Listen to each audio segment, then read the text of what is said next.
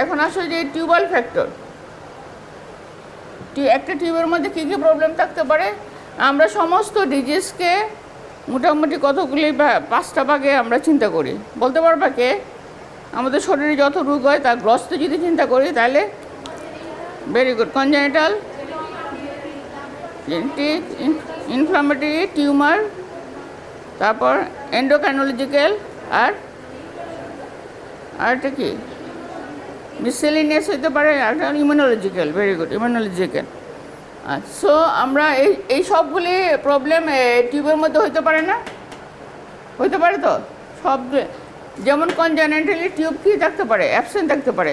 Congenitally uterus কি absent থাকতে পারে? এটা কি বলা হয়? Agenesis of the Mullerian duct, agenesis of the Mullerian induct.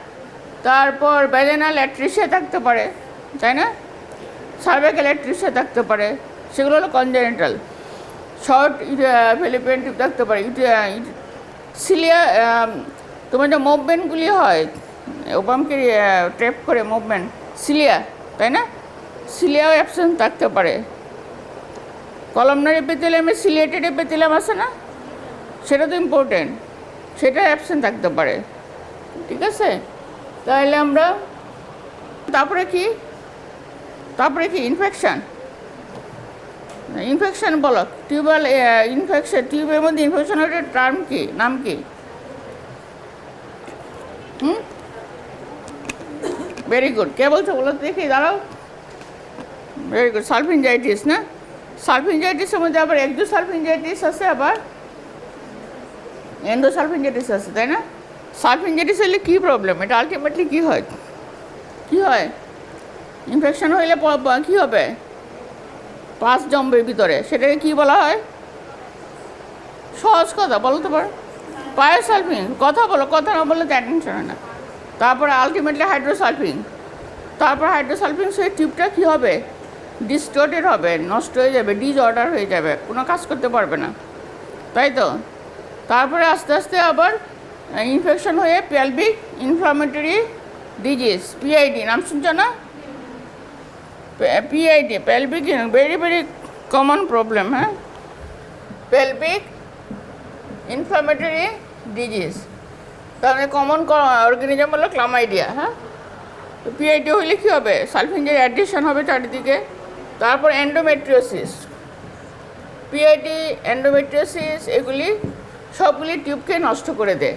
ঠিক আছে, ওয়ান অফ দ্য হলে যে পেরিটোনিয়াল ফ্যাক্টর, আমরা যে বলছিলাম পেরিটোনিয়াল ফ্যাক্টর, তার মধ্যে endometriosis one of the common cause. এখানে ইন্টারলিউকিন, সাইটোকিন বিভিন্ন কেমিক্যালস তৈরি করে, ওই যে প্রিভেন্ট করে, অ্যাড্রেশন করে এবং প্রিভেন্ট করে টু ট্র্যাপ দ্য ওভাম। ঠিক আছে, আচ্ছা, তারপরে কি বলবো? আর এখন ইউটারাসের ঘটনা কিছু বলা হয়েছে। এখন আসো আমরা মোটামুটি তোমাদের জন্য এরকমই, এই the male factor 30 to 40%, cause. তারপর ফিমেল 40 থেকে ধরো 50, তারপর আনএক্সপ্লেইন 10, হ্যাঁ, আদার্স এরকম 30%। আচ্ছা, এখন আসো যে আমরা একটা ইনফার্টাইল কাপল আসলো তোমার কাছে, কি বলবে আসার পরে? কি বলে? সাধারণত আমরা বাচ্চা নেওয়ার চেষ্টা করতেছি, বাচ্চা কি হচ্ছে না, তাহলে তোমার কি করণীয় বলো? Counselling, very good, counselling. মানে তার হিস্ট্রি নিতে হবে। প্রথমে হলো তার হিস্ট্রিটা কি একসঙ্গে নিবা নাকি আলাদা আলাদা নিলে ভালো হয়? আলাদা আলাদা নিলে ভালো হয়, আলাদা আলাদা নিয়ে তারপর একসঙ্গে বসতে হবে, তাই তো? কারণ এটা খুবই সেন্সিটিভ ইস্যু, এটার উপরে অনেক কিছু নির্ভর করে কাপলস লাইফ, যেটা, তাই না? লাইফস্টাইল বলো, কনজুগাল লাইফ, হ্যাপিনেস, সব ডিপেন্ড করে একটা বাচ্চার উপরে, একটা বাচ্চা হওয়া না হওয়ার উপরে অনেক কিছু। সো তোমার হিস্ট্রিটা খুবই ইম্পর্টেন্ট। হিস্ট্রির মধ্যে তোমার অনেক অনেক কারণ পাওয়া যাবে। সো মানে তোমার সেন্সিটিভ হিস্ট্রি। হ্যাঁ, আচ্ছা, তো একটা প্রথমে সাধারণত আমরা মেয়েদেরকে করি, হিস্ট্রি নিই, তাই তো?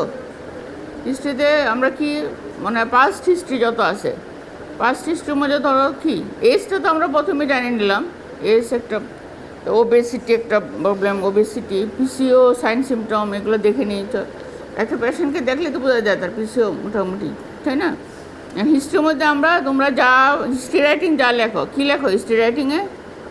প্রেজেন্ট ইলনেস, তার বর্তমানে কোনো প্রবলেম কী কী আছে, পাস্ট ইলনেস তার মানে পাস্ট টিউবারকুলার, তারপর কি এসটিডি, হ্যাঁ, কোনো ড্রাগ হিস্ট্রি, কোনো সার্জিক্যাল হিস্ট্রি, তাই না? তারপর হলো যে ড্রাগ হিস্ট্রির মধ্যে কী আছে, তার টিউবারকুলোসিসের হিস্ট্রি, পেলভিক পিআইডির হিস্ট্রি, এরকম তার ওই রিলেশনে কোনো drug operative history, that is important, ঠিক আছে?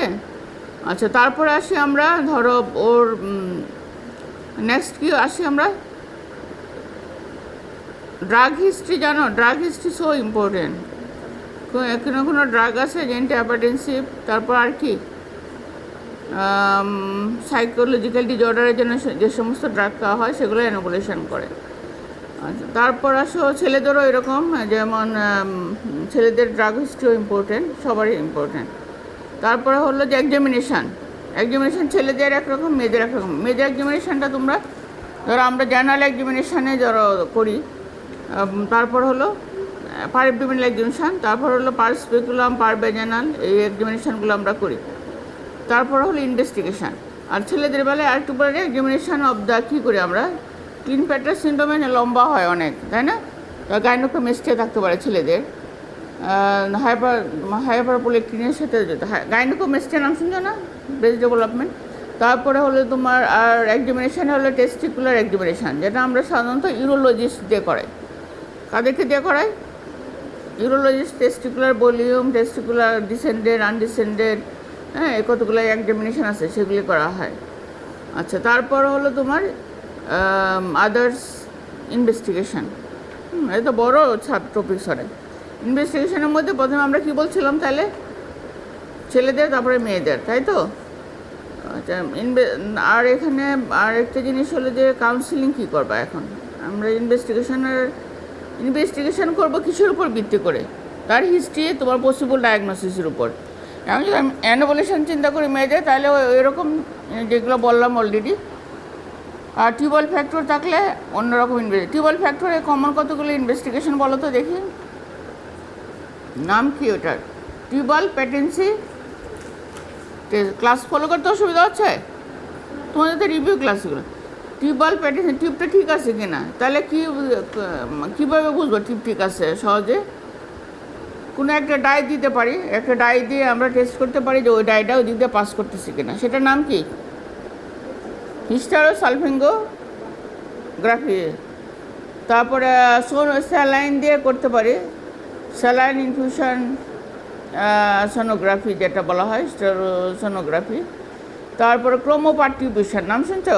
ক্রোমোপার্টিউবেশন বা ল্যাপারোস্কোপি দিয়ে আমরা মিথিলিন ব্লু ডাই দিই, নিচে দেয় ইউটেনকে। ওই ডাইটা যদি পাস করে আমরা সরাসরি দেখা যায় ল্যাপারোস্কোপি দিলে। সেটা কি বললাম? Colour test. ডাই পাস করে সেটা কি? তুমি ঘুমাইতেছো? তুমি কি ক্রোমোপার্টিউবেশন নাম শুনছো? ক্রোমোপার্টিউবেশন। তোমারই অ্যাটেনশন কোন দিকে? ওই মেয়েটা কি বলতেছো? কি বলছি বলো? টিউবাল। ওরে তুমি দাঁড়াও, কি বলছি? কি নাম, কি দিয়ে করবো? ল্যাপারোস্কোপিক্যালি করতে পারি। আর দুটো বললাম, হিস্টারোসালফিঙ্গোগ্রাফি আর স্যালাইন ইনফিউশন সোনোহিস্টারোগ্রাফি। আর ক্রোমোপার্টিউবেশন, মিথিলিন ব্লু ডাই দিলে আমরা ল্যাপারোস্কোপিক্যালি দেখি যে টিউবের কোন দিক দিয়ে বের হয়ে আসবে। ফিমব্রিয়েটেড। তুমি যদি এখানে ডাই দাও, মনে করো যে আমরা ল্যাপারোস্কোপিক্যালি এখানে ডাই দিই, এটা ভ্যাজানের ভিতর দিয়ে সার্ভিক্সে ডাই দিলে যদি সব প্যাটার্ন থাকে, এটা যদি সব ঠিক থাকে, তাহলে ডাইটায় ফেলিপিন টিউব দিয়ে আস্তে আস্তে ফিমব্রিয়েটেড এন্ড দিয়ে পেরিটোনিয়াল ক্যাভিটি দেখা যাবে না? ওটা দেখা যায়। মিথিলিন ব্লু মানে ব্লু কালার, ওইটা ইনার্ট একটা সাবস্টেন্স, যেটা রিয়াকশন হয় না কোনো, ঠিক আছে? সেটাকে বলা হয় কী বললাম? ক্রোমোপার্টিউবেশন। টিউবের মধ্যে যেহেতু। আচ্ছা, সো আমরা এটা টিউবাল টেস্ট, ঠিক আছে? তাহলে ল্যাপারোস্কোপিক্যালি করতে পারি আলট্রাসোনোগ্রাফ, আর হরমোনাল এসে আমরা করবো যদি অ্যানোভুলেশন সাসপেক্ট করে। হাইপারপোলেট্রিনিমিয়া নাম শুনছো না? হাইপারপোলেট্রিনিমিয়া, ইট অলসো কজেস কি anovulation, it also causes anovulation. বসো।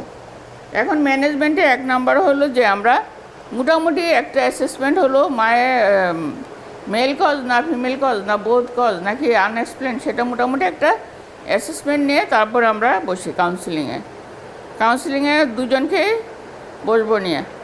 যে 1 নম্বর হলো যে অ্যাসুরেন্স দেয়, এটা হলো মানে খুবই 1 নম্বর তোমার প্রায়োরিটি দিতে হবে অ্যাসুরেন্স, তাকে সাহস দেওয়া এবং তাকে আশ্বস্ত করা যায় ইনশাল্লাহ আপনার বাচ্চা হবে। সময় নিতে হবে, একটু ধৈর্য ধরতে হবে, তাই না? আর যদি এর মধ্যে যদি কোনো কারণ পাওয়া যায় তাহলে তো ওইগুলো ট্রিটমেন্ট করবো, আর যদি না কারণ পাওয়া যায় তাহলে আমরা সাধারণত কিছু প্লেসিবো ড্রাগ বা কোনো সাপোর্টিভ ট্রিটমেন্ট দিই। আমরা বেশিরভাগ ফলিক অ্যাসিড দিই।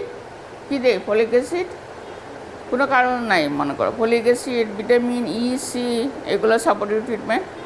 আর সবচেয়ে ইম্পর্টেন্ট তোমার যে সেফ পিরিয়ড, ডেঞ্জার পিরিয়ড নাম শুনছো না?